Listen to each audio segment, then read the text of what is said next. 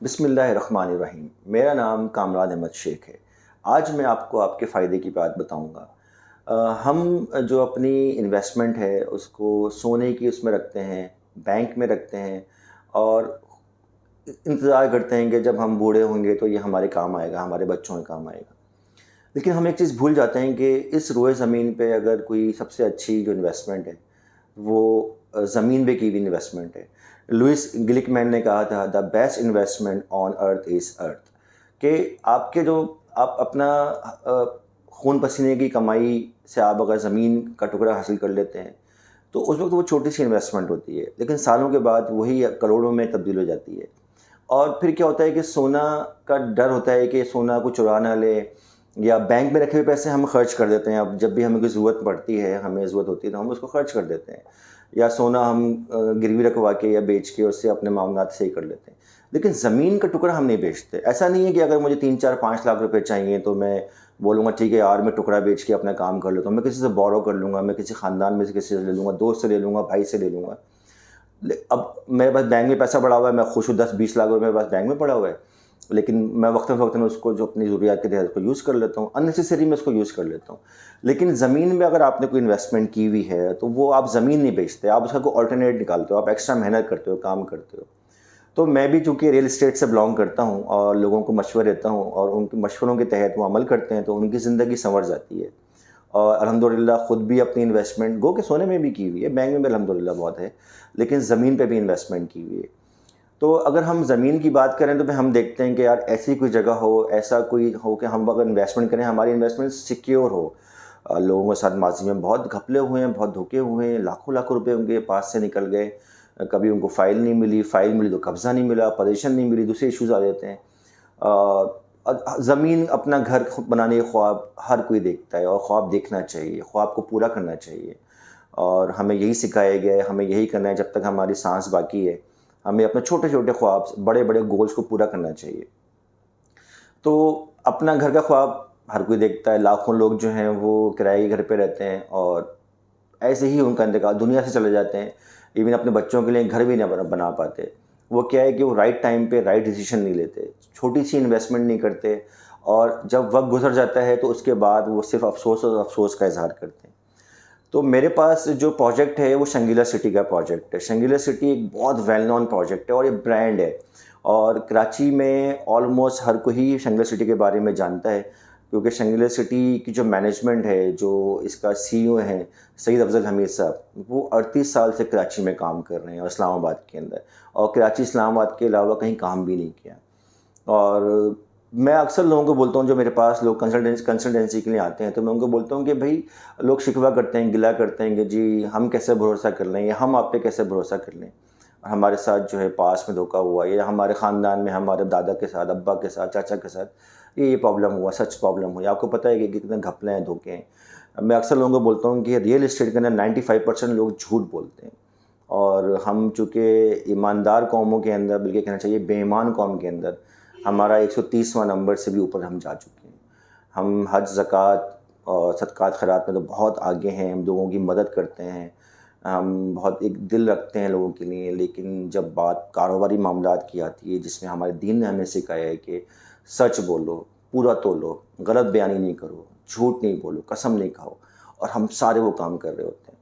تو صد افسوس ہے کہ ہمارے اس کام میں بھی لوگوں کے ساتھ یہ کیا جاتا ہے، اور لوگ جو ہیں وہ اپنے چھوٹے چھوٹے خواب زمین کے ٹکڑے لینے کے چکر میں ساری زندگی اگر لے بھی لیا تو سم ٹائم ایسی جگہ پہ لے لیا جہاں ایشوز تھے، وہ کورٹ کے کچہری کے چکر میں لگے رہتے ہیں۔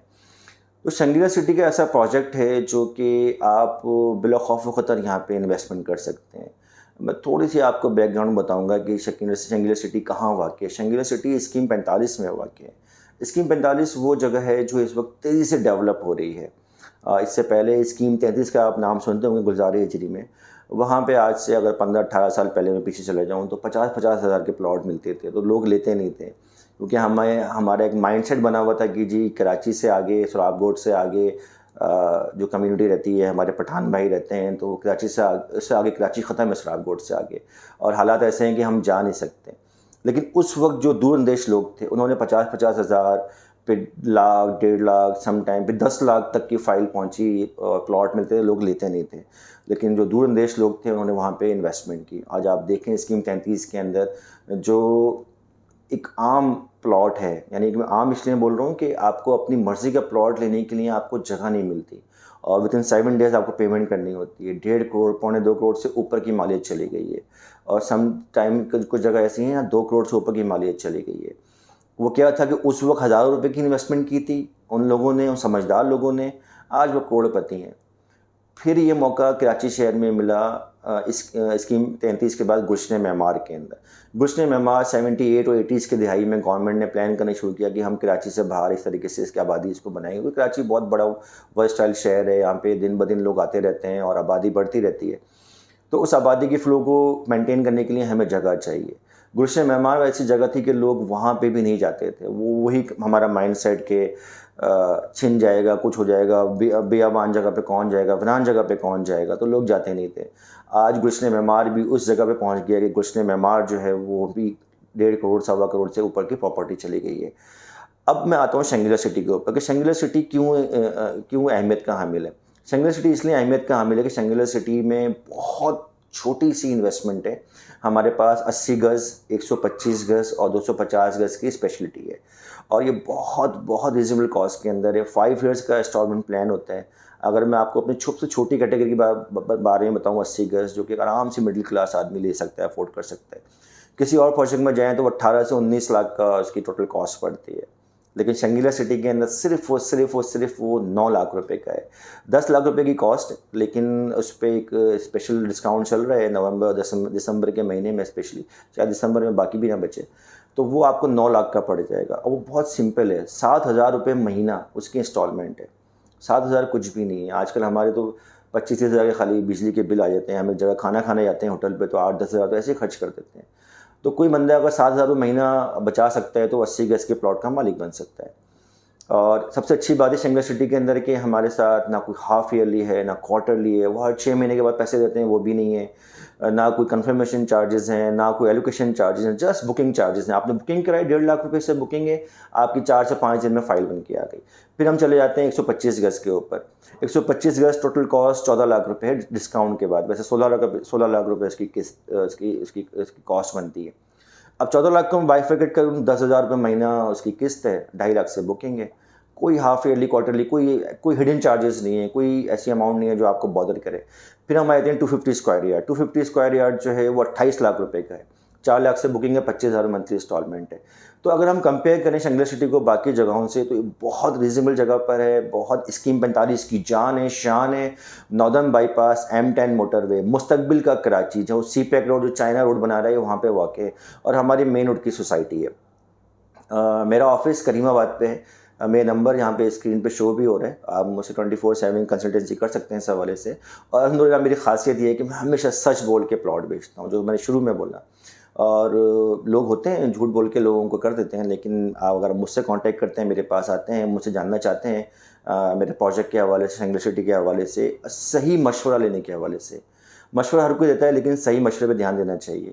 تو میرا نمبر ہے 03132975 المراج مارکیٹنگ کے نام سے میرا آفس ہے مین کریم آباد پہ.